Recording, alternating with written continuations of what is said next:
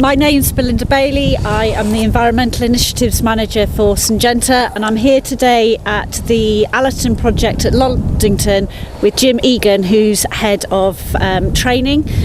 Today we're stood in a plot of bees and seeds, and I just wanted to ask Jim what his thoughts were and how it fits within the environmental stewardship and countryside and on the farm.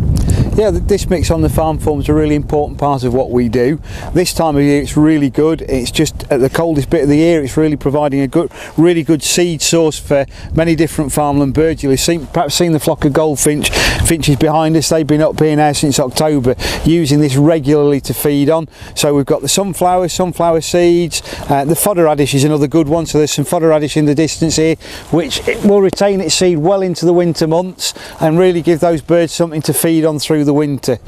And the beauty of this mix is that earlier in the year it was a riot of colour, but it was also providing a really useful source of pollen and nectar for bumblebees, honeybees, and also there are lots of invertebrates in here. So it was providing food for those chicks, the birds that are just fledged, to help them actually get fit and healthy to survive into the winter. So it's a really good multi-purpose mix. So Jim, what sort of farmland birds would we expect to see benefiting from the bees and seeds mixture? So in this sort of mix you'll see a full range of farmland birds, but the finches in particular, so goldfinches, you'll also see yellowhammers, there's the odd reed bunting appeared in here, you might see chaffinches or bullfinches.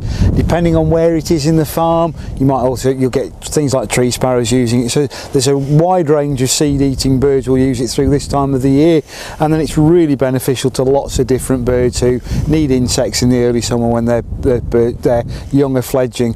So if you've got partridge on the farm, it's a nice open mix, and there'll be good insect source at the bottom of the mix for things like partridge in the early summer.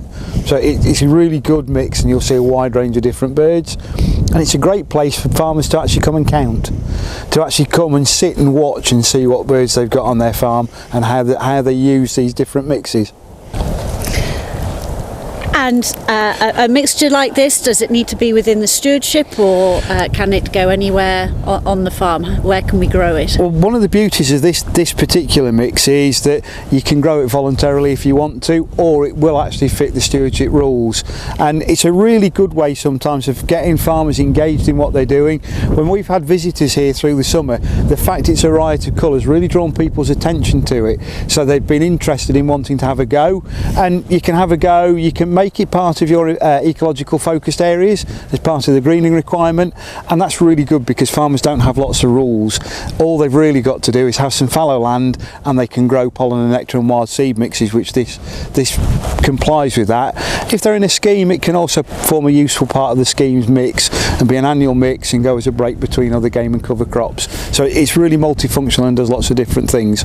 And particularly this bees and seeds mix, it's been talked about and discussed as an industry partnership project along with the CFE, is that right? Yeah, for me, I've got two roles here. So as well as my role here, I chair the campaign for the Farm and Environment National Delivery Group, and we've been really pleased to be able to work with Syngenta and Kings to actually roll this offer out to farmers. We've used it at a range of different events we do to demonstrate the really good environmental stuff it does, and it's a really good way of demonstrating to government that the industry can work together and do some really positive things. I'd like to welcome Phil Jarvis, who's the Head of Farm Manager here at Loddington, just to ask him a little bit about where you decided to put the bees and seeds mix, how it fitted onto the farm and your crop rotation.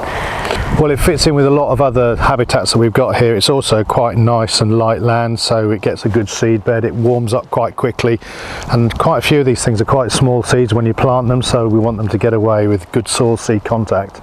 So what time of year did you plant this, and how did you go about establishing it?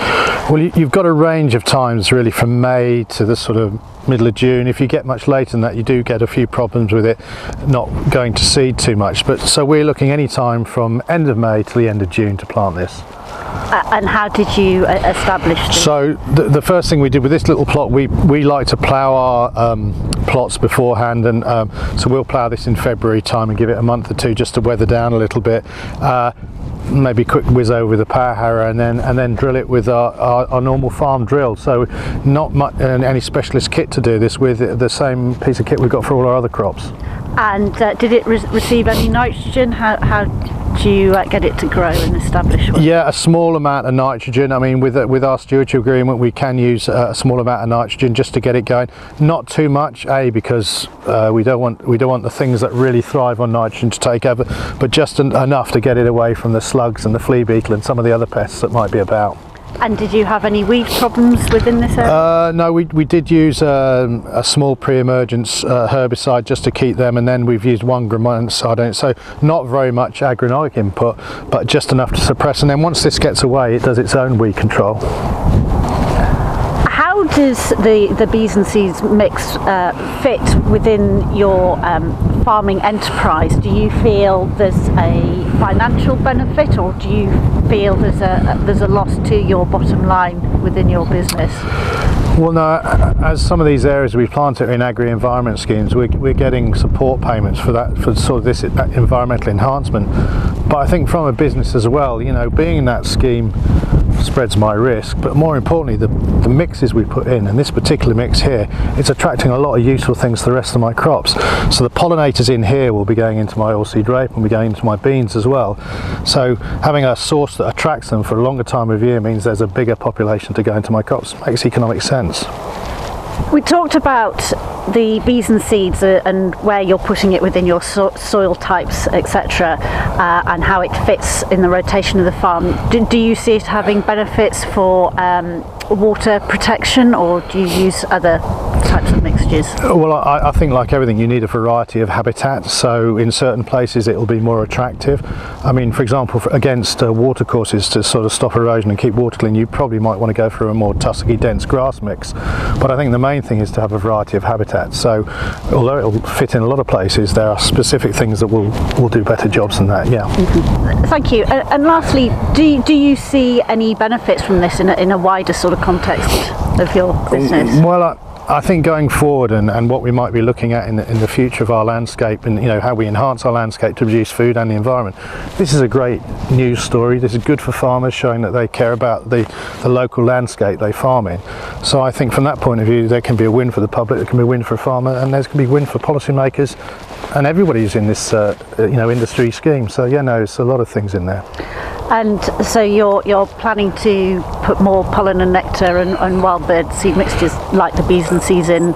Yeah, it attracts a lot of people. You know, sunflowers and phacelias, very vibrant colours. I think we'll be putting a lot more of this in as it develops, and I'm sure it'll enhance lots of things on the farm. Okay, thank you.